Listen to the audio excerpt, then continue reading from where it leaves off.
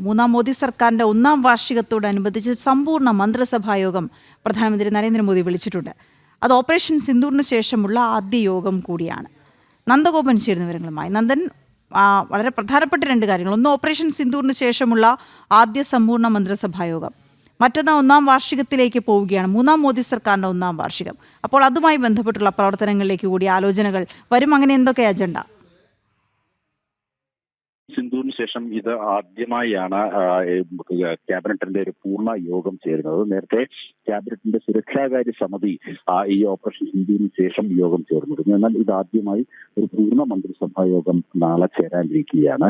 ഈ മന്ത്രിസഭാ യോഗത്തിൽ പ്രധാനമായും ഓപ്പറേഷൻ സിന്ധു സംബന്ധിച്ചുള്ള വിശദാംശങ്ങൾ പ്രധാനമന്ത്രി വ്യക്തമാക്കും. ഒപ്പം തന്നെ ഡിഫൻസ് മിനിസ്റ്റർക്ക് ഇതുമായി വിഷയങ്ങൾ സ്വാഭാവികമായും സംസാരിക്കാനുണ്ടാകും.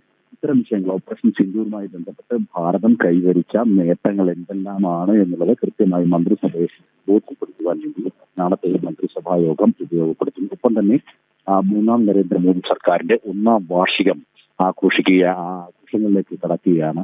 ഇതുമായി ബന്ധപ്പെട്ട് ഏതെല്ലാം രീതിയിൽ പ്രവർത്തകരിലേക്ക് ഭരണ നേട്ടങ്ങൾ എങ്ങനെ വിവരിക്കണം, അല്ലെങ്കിൽ അത് എങ്ങനെ കൈമാറണം എന്നുള്ളത് കൃത്യമായി തന്നെ ഈ മന്ത്രിസഭാ യോഗത്തിൽ ഉണ്ടാകുന്നതാണ് അറിയാൻ കഴിയുന്നത്.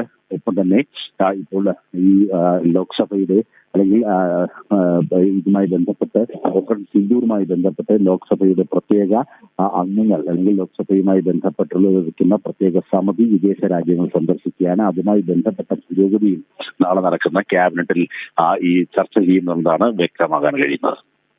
ഓക്കെ, ശരി നന്ദൻ.